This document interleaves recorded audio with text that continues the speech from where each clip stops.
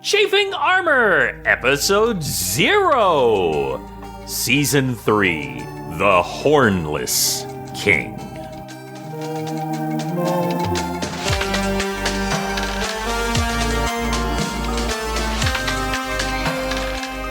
Welcome back to the Chafing Armor Podcast. I am your Dungeon Master. That's right, I'm back, baby, Michael. And with me tonight, we have Rylee. Rylee, tell us the name of your new character. Hi, I'm Rylee, and I am playing Torrent Wobbletail, a Axolotl Tempest cleric. This is going to be so fun. I'm so excited. It's going to be great. And also with us tonight is James. James, tell us who you will be playing. Hello, everyone. I'm James. You may remember me from other things.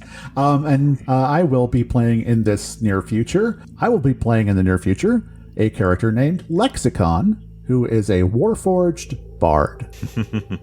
Very, very cool and a very unique design. I can't wait for everyone to hear. And also with us tonight is Izzie. Izzie, tell us who you will be playing. Hello everybody, my name is Izzie, and tonight I will be playing Gideon. No last name, he is visually a human, he is a rogue, and he is 3 years old. But he looks like an adult, if he's got a great mustache. A delightful mustachio. I'm looking forward to seeing the art on that as well. And also with us tonight, last but certainly not least, our until recently Dungeon Master, Dare. Dare, tell us who you will be playing. Greetings and salutations, everyone. I will be playing Jack Hasenpfefffer, a fey rabbit folk who is trying to become an alchemist. Well, I am so excited. This campaign has been well over a year, close to 2 years in the making, and we are so excited to bring you Season 3 of Chafing Armor. So this is an excellent point to jump on in, to get started listening, and to get a great adventure. Just a quick reminder, you can get even more if you go to patreon.com/chafingarmor. More on that later. But we are doing a session 0 tonight. We are going to get each player to tell us about these amazing characters. And Dare... Yes, sir. You are going to go first. Let us hear about this artificer. All right. So, Jack comes from a very large family. Jack Hasenpfefffer is from a tribe of fey rabbit folk that live in the forest below Sunset and Sunrise Mountain. He's about 5 feet tall, including his ears. Gray fur, gray and rust red fur. His family clan escaped from the Feywild a few generations ago, where they served Queen Mab. And he is one of 30 children. He is the exact middle child and is desperate for attention. Now, he's not related to Jax, the Green Rabbit from Star Wars, right? He is not related to Jax the Green Rabbit from Star Wars. Or Jax the Purple Rabbit from Amazing Digital Circus, I hope. Oh, no, he's definitely related to that one. So, tell me about playing an artificer. What are you looking forward to, or what are you thinking about what kind of artificer? I mean, besides obviously the type, but like what kind of... So, he'll be an artificer, but he'll be focusing on alchemy. And potions, along with the spells and ways to give tinctures and potions to people to help them out. Oh, this is going to be fun. And so your family... Are they currently on the run? Like, are they fugitives, or are they just, like, have left a long time ago? So, technically, the entire clan is probably on the run from Queen Mab, but since they're on the material plane, they are pretty much out of her clutches, and so all the rabbit folk that escaped have started a village near the Sunset and Sunrise Mountains. And so Excellent. They have come to the material plane for refuge, and immigrated there and have a very large village in a very short amount of time. I love it. So we are going to be getting back to Jack during the first episode, and I'm very looking forward to that. But let's go on to Rylee. Rylee, we have a very unusual race. So tell us about this character. So, Torrent Wobbletail is their full name. They are a blue axolotl tempest cleric. Growing up, Torrent always wanted to be an adventurer, to do something more than just stay in their city of Poseidon's Reach with the family and being just a temple cleric like their parents wanted. So Torrent and their two friends, Neridia and Hydros, made a pact to eventually become an adventure party on the open seas. Now, being young, inexperienced adventurers, they decided, maybe let's not split out on our own right away. So they've set off to gather some experience separately. That way they can be strong as a team and build connections and kind of get a sense out of what they want. Torrent has been traveling around as a cleric for hire, while keeping in contact with their friends.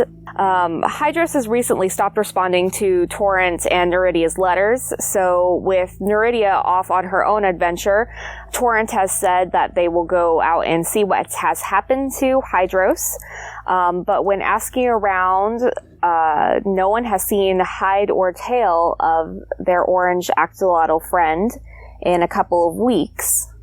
So Torrent must now journey out to track down their friend, and will soon come to realize the adventure they've always been dreaming about has finally arrived, and it's going to be a lot harder than they ever thought.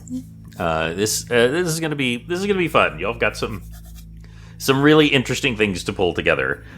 Speaking of interesting, I know, Izzie, you have been contemplating this character for quite a while, like long before this campaign. So tell us about Gideon. So this character is adapted from a D&D campaign I tried to write and then never got off the ground when I was like a sophomore in high school, which is, I would say, about 1 million years ago, since I'm 22 now. So Gideon isn't human. He keeps that fact a bit close to the chest, not what he leads with. His first memory is waking up in a dank, dirty cave, which he will someday realize was the Underdark. With him was an ornate satchel containing a video recording of a beautiful old man with silvery hair, telling him to put on a necklace that has a human disguise, basically beefy alter self spell, imbued within it, and wait for further instruction, as Gideon was destined to be something very important, that big things were planned for him, and that he would be an agent of change, that he must await his quote-unquote father for further instruction. As you can imagine, that never happened. He has no idea why, but the person that taught him what he is and who he is never returned to begin his true training. Instead, he waited patiently for about 3 weeks and then decided, okay, maybe something is up, and walked out to find, he walked around this dangerous, dirty cave for a while and hid himself when he heard a commotion, which ended up being between a drow and a party of adventurers. The party of adventurers slain this drow and went off on their merry way. Gideon found himself hungering after certain body parts that had been strewn around of this drow, and after sating his dark appetites, followed the sound of the adventurers. As such, Gideon has never seen another member of his own species. He only knows that what he is must be hidden as per the instructions in his only memento of his lineage, which he keeps on him. Both the alter self necklace as well as the sort of magic version of a video recording. he followed these adventurers to the city of Duskhallow, which for the last 3 years he has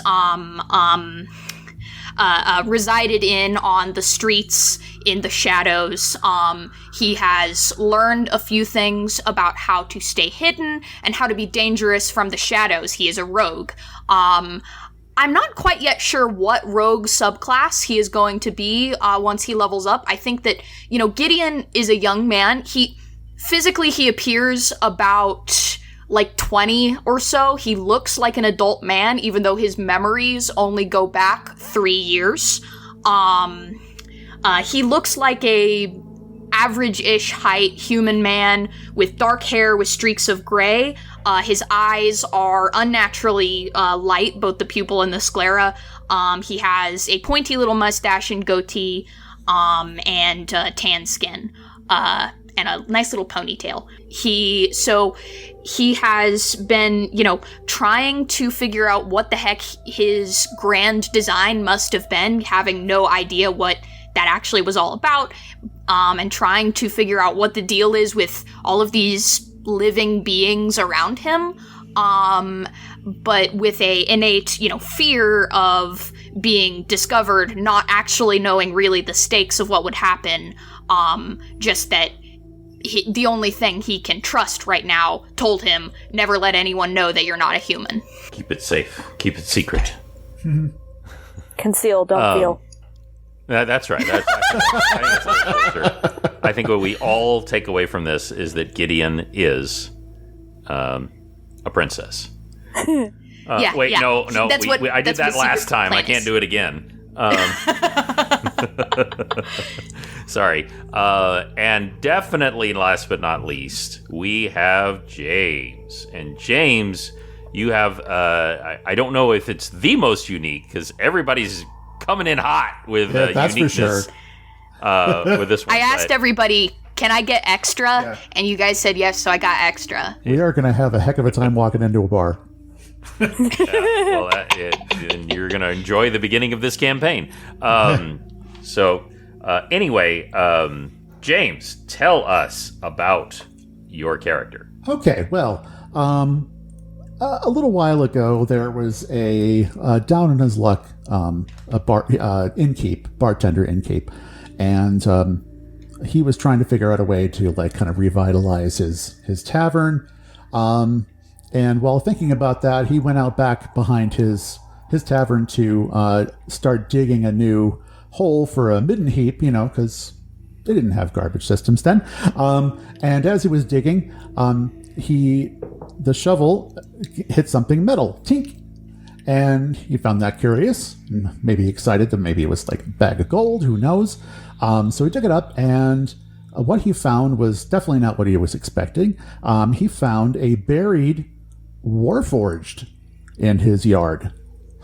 So he dug it out completely and kind of dragged it over to his tavern, and it didn't seem to be working at all. It was just frozen in place. And so he, tried cleaning it up. He was trying to figure out what was going on with it.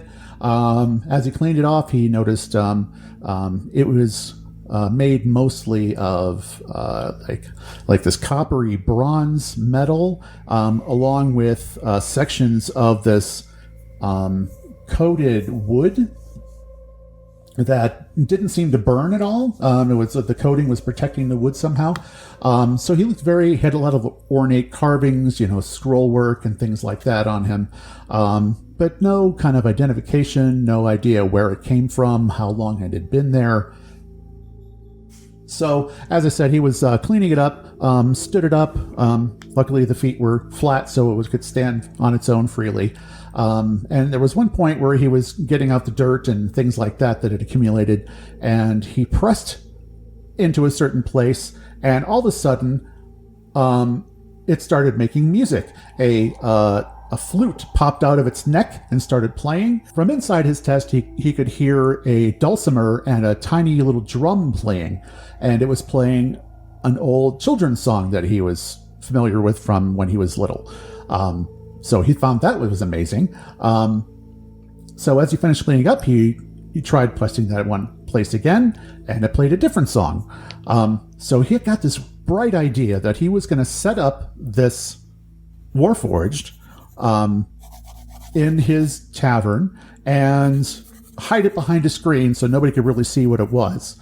And devised a contraption that if you put a coin in, it would activate a lever that would poke that part of the Warforged and make it play music. So basically, he installed himself a jukebox in his tavern, which was great. Made him some coin for a while. But then one evening, while he was asleep, the Warforged woke up. Eventually, enough time had passed that all this activity and poking his side reactivated his mind, as it were. And he didn't know where he was. He didn't know really who he was. He was kind of mystified as to how he'd gotten there or where he had come from.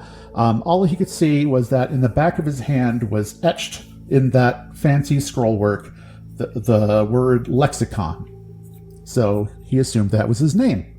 So, not knowing how he had gotten there, he decided, well, I should go find out what's going on. So he just left behind the tavern and made out his way. And in exploring, where he was and what he was, he realized that he could take control of these instruments and play music.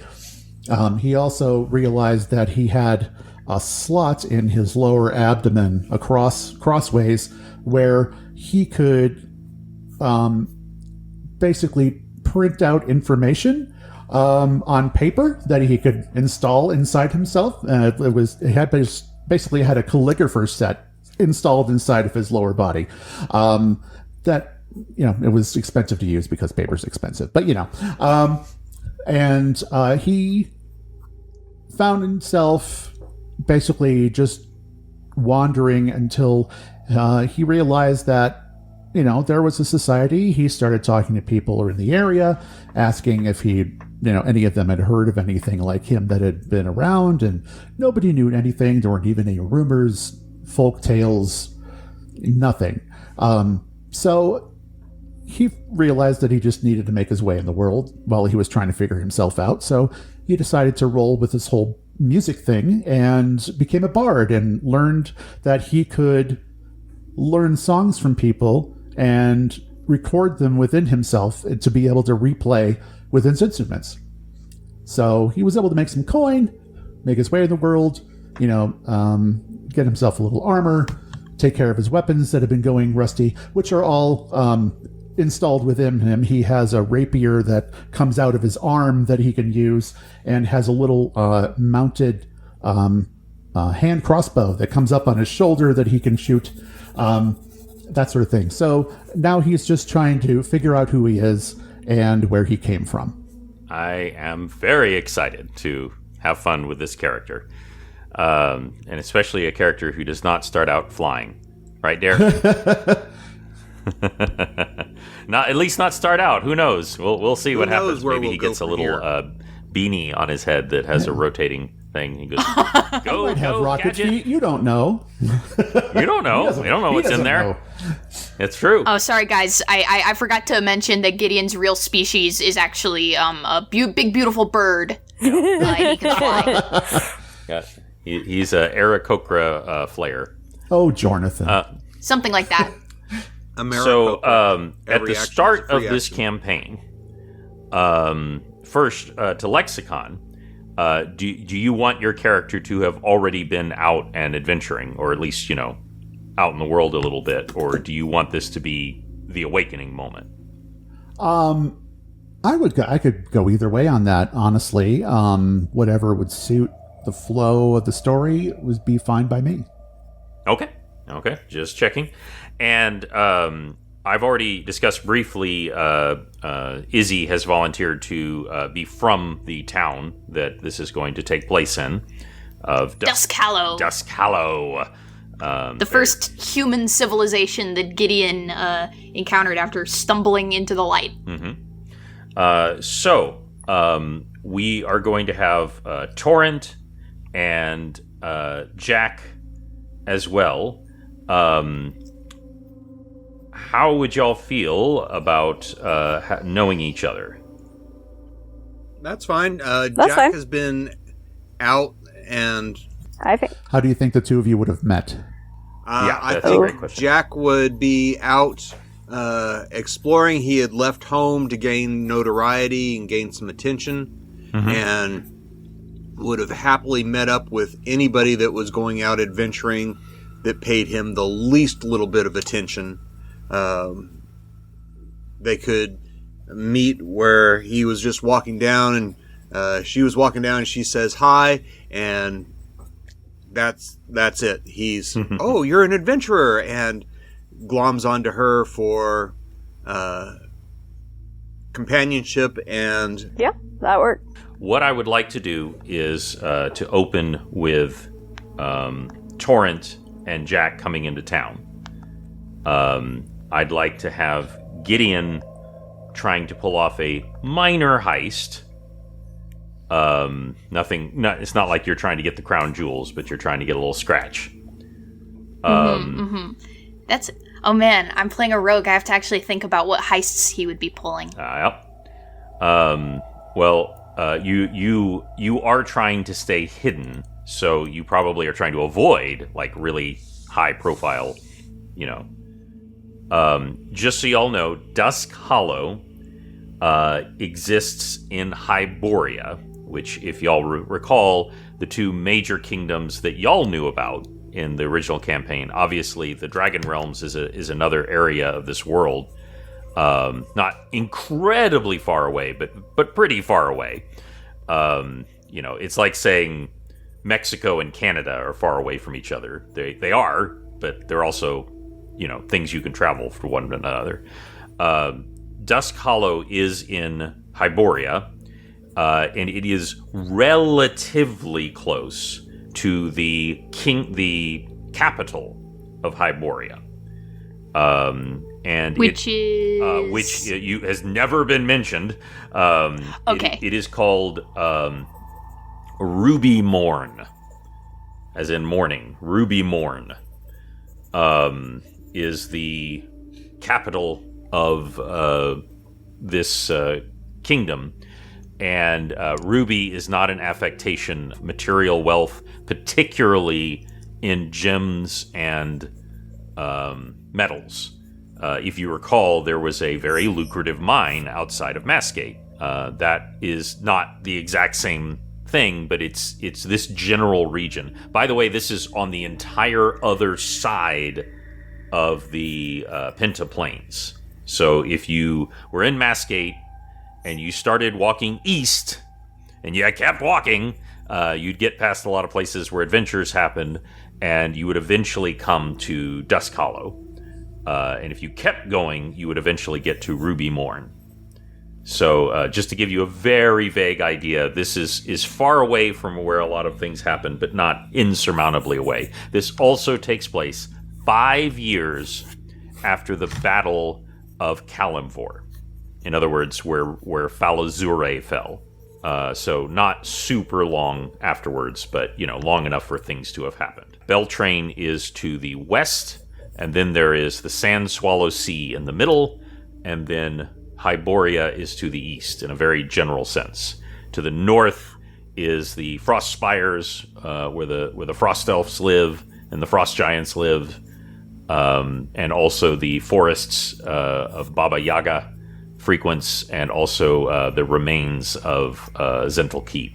So Beltrain and Hyboria are the two main Kingdoms, yes. Right? Yes. Beltrain and Hyboria. Cool. Beltrain will not come up as much in this campaign, but it might mention probably Kalimvor. Kalimvor is owned by Beltrain. I'm sorry, by Hyboria, but it is one of those ones like Alsace-Lorraine that just keeps getting conquered by one city-state or another. So I'm going to make me draw a map after this session. I look forward to it, and I apologize to my listeners who just got a full geography lesson. We need a proper map. But that was my preparation for drawing the map, was asking all of those questions. Excellent. So, I want you all to know that, my goal is for y'all to have as much fun as possible. You are the heroes of a ongoing television series that has the budget of a movie. That is my goal in this season. I want to see what your characters can do. I want to throw some absolutely batshit crazy stuff at you. Let me put it this way. The first episode is inspired by a meme that I saw recently, which is, if you ever think you're a bad dungeon master, just remember the dungeon master from the cartoon put his level 1 characters against Tiamat. So, delightful. Have fun. You guys are going to do great. Is there anything else that y'all want to add about your characters, or questions you have, or things that you would like to see in this campaign? Where are we relative to the giant handprint? So the Penta Plains is where the giant handprint is. Right. So thank you for asking. It is roughly in the center of the Penta Plains. The Penta Plains, as I said before, is about the size of the American plains. So it's hundreds of miles across. Right. And like I said, in general, if you started walking from Massgate and you went east, you would cross the Penta Plains and you would eventually roughly get to where you are now in Dusk Hollow. Hundreds of miles, or shall we say, leagues. So is it within the Penta Plains? Is there anything further east than that, of like other regions or? Oh yes, there's all kinds of other stuff. Yes, this is going to be very relevant to the campaign. Very close to Dusk Hollow is a range of very old, very worn down mountains, kind of like a lot of the Appalachians, called the Shrouded Maw. It's not great. It's a very cursed place. But it is Dusk Hollow is more or less surrounded by these, but especially to the north of it. But if you keep going east past Dusk Hollow, you will eventually get to Ruby Morn, which is the resplendent capital of Hyboria, where King Tezrin reigns, after y'all locked him up and left him and sat on him at the end of the first campaign. So Massgate isn't actually the capital of Hyboria. Yeah, I know it might kind of seem like that. And it is. It's like it's almost like New York. It's an incredibly important port city. It's really big. Massgate is really big, and it's very important, but it is not the capital. Okay. And I think that's it. I think we're going to have some fun. So not only is your dungeon master taking some notes after we talked, and of course y'all have very kindly shared your bios with me, but as I edit this, I'm going to be re-listening to you talk about your characters so that I can begin incorporating elements of your backstory into the overarching campaign. That's my hope from this session 0, to learn about your characters so that we can bring as much of that as possible into the overall campaign. Cool. It's going to be fun. Now, I am looking forward to artwork that y'all will be able to see. We are blessed with not 1, not 2, but 3 artists in this series. Of course, Izzie doing incredible artwork, Rylee doing incredible artwork, and Dare, too, who is just uploaded some excellent map work, which is about to become canon, I assure you, is going to be providing some. To take that, that's pretty raw, and make a fancy map, feel free. Yeah. Mm-hmm. I had been doodling maps as we conversed about that too, so we can take the composite of those two, and I can make a digital drawing. The first one is the Dragon Realms with the Penta Plains to the left, and the other one is the Sand Swallow Sea Peak. And the surrounding Awesome. lands. Excellent. Peak has become a filler word, which is really going to date these episodes. I'm sure all of my weird ass filler words are dating all of the episodes that we have since what was it, 7, 8 years?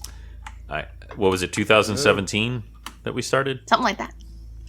I think it was 2017. We're at 7 years. Yeah. Yeah. It was conceived in 16, but I believe it started in 17.